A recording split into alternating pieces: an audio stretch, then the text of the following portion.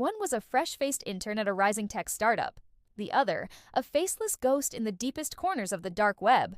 Their paths were never meant to cross, until the night Novatek, Wes' entire system was wiped out with a single line of code. What followed was a digital heist so precise, so silent, and so morally twisted, it shook the tech world to its core. This is the true story of a stolen invention, a mysterious flash drive, and a hacker who may have saved lives by breaking every law in the book. Title: The Most Heart-Stopping Moments of 2025. Segment: The Midnight Hacker. In early March 2025, a small tech startup in Seattle called Novatek was preparing to launch a breakthrough medical device. It was a wearable patch that could detect early signs of cardiac arrest, potentially saving thousands of lives. Their launch was scheduled for April 1st, but in the middle of the night, just 3 weeks before, their entire system crashed. At first, the team thought it was a server overload. Then they saw the message on every screen, glowing in red. TikTok, you have 72 hours. Novatek had been hacked. What made it worse? This wasn't just a data breach. The prototype designs were gone. Their testing software was encrypted. Even the manufacturing protocols had been hijacked. Without those, the entire product line would collapse. Panic spread through the startup's tight-knit team. Investors started backing out. And somewhere, in the shadows, a digital phantom was watching. By the next morning, cybersecurity experts were brought in.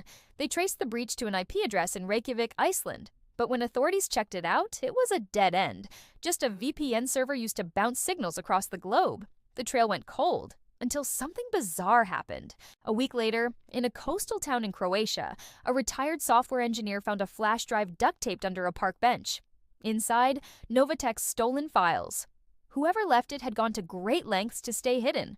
There was no metadata, no digital fingerprints, not even a clue why they returned it. But the files were real and intact. Novatek resumed production within days.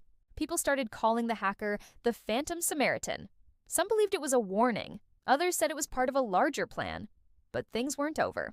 On May 5th, a cybersecurity journalist uncovered something chilling. The same malware used on Novatek had also been detected silently in 3 other companies. All of them were working on AI-driven medical technology, but none had reported a breach. Then, a twist no one expected. A Novatek intern, Delaney, was arrested while trying to board a flight to Buenos Aires. He had no history of cyber skills. But when authorities checked his devices, they found fragments of code identical to the malware used in the hack. It didn't make sense until investigators learned Max had been romantically involved with an underground coder from Berlin, someone known online only as Spindle. As they dug deeper, they uncovered a vast network. Spindle wasn't a person, it was a collective, a decentralized group of rogue developers who believed that life-saving medical tech should be open source and free. Their hack wasn't for ransom. It was to liberate the technology. And Max, whether he knew it or not, had been their pawn.